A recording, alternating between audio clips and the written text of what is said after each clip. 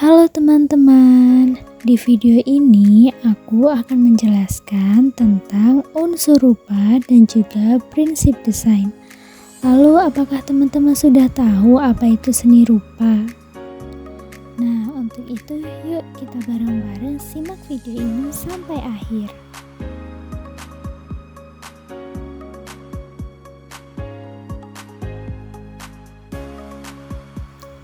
Pengenalan unsur rupa dan prinsip desain. Apa sih yang dimaksud dengan seni rupa? Seni rupa adalah cabang seni yang diungkapkan atau diciptakan menggunakan media rupa visual yang bisa dilihat dan dirasakan. Jadi, seni rupa juga bisa diartikan sebagai seni pengantar cabang seni rupa yang sangat beragam. Ragam seni rupa ini terdiri dari seni patung, desain pakaian, kerajinan tangan, lukis, dan lain sebagainya. Seni rupa terdapat dua jenis. Yang pertama yaitu seni rupa dua dimensi, yaitu karya seni yang memiliki dua ukuran, yaitu panjang dan lebar. Kemudian yang kedua seni rupa tiga dimensi, yaitu karya seni yang memiliki tiga ukuran, terdiri atas panjang, lebar, dan ruang atau volume. Tentunya jenis kesenian ini juga berbeda dengan seni musik atau seni tari ya. Untuk belajar membuat berbagai jenis rupa, penting bagi teman-teman memahami unsur-unsur berikut. Yang pertama yaitu unsur titik. Titik adalah unsur terkecil pada sebuah karya seni rupa dan berguna untuk menciptakan unsur lainnya. Unsur titik akan disusun atau menderet hingga menjadi sebuah garis yang merupakan unsur berikutnya. Namun unsur titik juga bisa digunakan tanpa satuan garis seperti pada karya pointillis. Nah, inilah contoh karya pointillis. Karya ini akan menunjukkan sebuah gambar karena dibuat dengan mengatur kerapatan pada setiap titik. Kemudian yang kedua yaitu unsur garis. Unsur selanjutnya adalah garis yang merupakan unsur penghubung antar titik hingga membentuk sebuah gambar. Dari garis ini juga bisa membentuk unsur lain yaitu bidang atau bentuk lainnya. Tapi seperti unsur titik, garis juga bisa digunakan menjadi sebuah karya sendiri yaitu sketsa. Yang ketiga adalah unsur bentuk atau volume. Unsur bentuk adalah satu unsur yang bisa dilihat pada karya seni rupa dua dimensi. Unsur ini biasa digunakan untuk membuat sebuah karya seni dalam bentuk gambar, lukisan, desain grafis, dan lain sebagainya. Selanjutnya yang keempat adalah unsur bidang. Ada juga unsur bidang yang merupakan perkembangan dari bentuk. Unsur ini merupakan satuan garis yang ujungnya saling bertemu, hingga membentuk suatu area yang tertutup. Pada karya dua dimensi, unsur ini disebut bentuk, sedangkan dalam karya tiga dimensi disebut dengan bidang. Sebuah bidang seni bisa terdiri dari beberapa susunan, yaitu panjang, lebar, tinggi, hingga kedalaman. Yang kelima, ada juga unsur ruang. Unsur ruang yang pada karya dua dimensi punya sifat semu. Unsur ruang ini bisa dibagi menjadi dua jenis, yaitu ruang positif dan ruang negatif. Ruang negatif adalah ruang yang berada di luar berbagai bidang atau volume, sedangkan ruang positif adalah ruang yang ada di dalam bidang atau volume. Penggunaan ruang ini akan memberikan kesan tertentu sesuai yang ingin disampaikan seniman dalam karyanya, sehingga unsur ruang juga cukup subjektif pada setiap seniman. Yang keenam, yaitu unsur gelap terang. Gelap terang juga jadi salah satu unsur dalam seni rupa yang membuat sebuah gambar menjadi realistis atau seperti aslinya. Dalam pemberian gelap terang, seniman akan memperhatikan arah cahaya yang ditangkap dengan begitu akurat. Keberadaan unsur ini sangat penting karena membuat sebuah karya jadi lebih seimbang.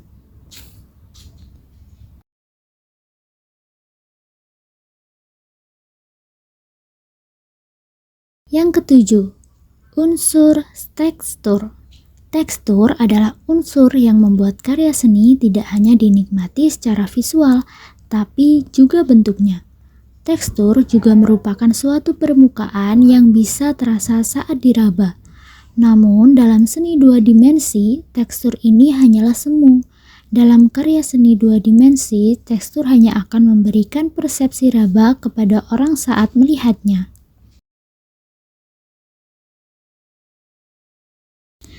Dan yang terakhir, yang kedelapan, yaitu unsur warna.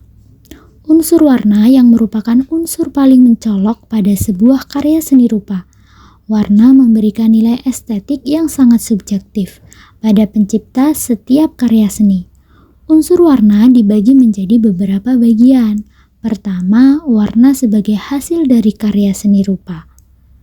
Kemudian, yang kedua, warna memiliki value atau gelap, terang, dan warna memiliki intensitas atau berkaitan dengan kuat lemahnya suatu warna dalam sebuah karya. Tahukah kalian bahwa warna-warna primer itu hanya ada 3, yaitu merah, kuning, dan biru. Nah, lalu bagaimana kita dapat menciptakan warna-warna lain? Nah, itu kita bisa dengan cara mencampurkan beberapa warna menjadi satu. Yuk kita coba. Nah, yang pertama ada warna kuning dan merah jika dicampur menjadi warna oranye. Selanjutnya ada warna kuning dan biru jika dicampur menjadi warna hijau. Kemudian ada merah dan juga biru. Jika dicampur maka menjadi ungu.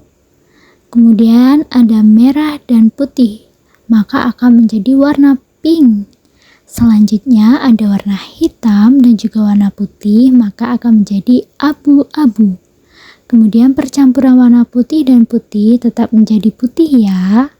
Selanjutnya yaitu warna merah dan kuning jika dicampur menjadi warna oranye. Kemudian warna biru dan juga merah jika dicampur menjadi warna ungu. Selanjutnya warna hijau dan warna merah jika dicampur maka menjadi warna coklat. Dengan memahami berbagai unsur itu, teman-teman bisa memahami cara membuat sebuah karya seni rupa yang indah. Nah, kemudian terdapat prinsip pada desain. Yuk, langsung kita bahas. Untuk menghasilkan desain yang baik, maka haruslah memahami prinsip-prinsip desain yang ada. Prinsip-prinsip tersebut bertujuan untuk membantu menghasilkan desain yang baik. Prinsip yang pertama, yaitu kesatuan. Prinsip pertama adalah kesatuan yang memiliki arti sebagai salah satu prinsip dasar desain grafis yang sangat penting. Apabila tidak adanya kesatuan dalam sebuah karya, desain akan terlihat kacau dan tidak sedap dipandangnya. Prinsip dari kesatuan dalam komposisi adalah semua bagian bentuk harus saling memiliki keterkaitan. Keterkaitan bisa diciptakan dari sebuah bentuk lainnya yang saling menghubungkan seluruh bentuk tersebut atau disebut dengan prinsip hubungan. Kesatuan membantu membuat elemen-elemen pada sebuah objek saling berdekatan, sehingga mereka akan terlihat bersatu atau milik bersama. Yang kedua yaitu keseimbangan. Keseimbangan secara visual diartikan sebagai suatu kondisi yang sama, baik itu secara horizontal, kanan kiri, maupun vertikal, atas dan bawah. Unsur keseimbangan desain meliputi bentuk, tekstur, nilai, ukuran, dan warna. Keseimbangan dalam sebuah desain dibuat agar orang yang dapat dengan nyaman melihat. Keseimbangan terbagi menjadi 2 macam, yaitu keseimbangan simetris dan keseimbangan asimetris. Keseimbangan simetris adalah susunan elemen yang meratakan sisi pusat atas ke bawah atau dari kiri ke kanan. Keseimbangan ini sifatnya sederhana dan formal. Dan keseimbangan asimetris adalah pengaturan berbeda dengan berat yang sama dari komposisinya pada setiap sisi halaman. Yang ketiga yaitu proporsi. Desain juga harus memenuhi prinsip proporsi, yaitu perbandingan ukuran yang digunakan untuk membantu membandingkan panjang dan lebar antara gambar dengan bidang gambarnya. Untuk membuat desain proporsional, kalian bisa menggunakan kotak untuk membuat kerangka dengan margin, kolom, dan jarak sehingga membentuk suatu keserasian. Yang kelima yaitu kontras. Tak kalah penting, terdapat hal untuk menghindari elemen desain dalam satu halaman yang terlihat sama atau serupa yang disebut dengan kontras. Kontras diciptakan dari suatu hal yang berbeda. Perbedaan tersebut bisa dilihat dari warna, perbedaan, ukuran, bentuk, dan lain sebagainya.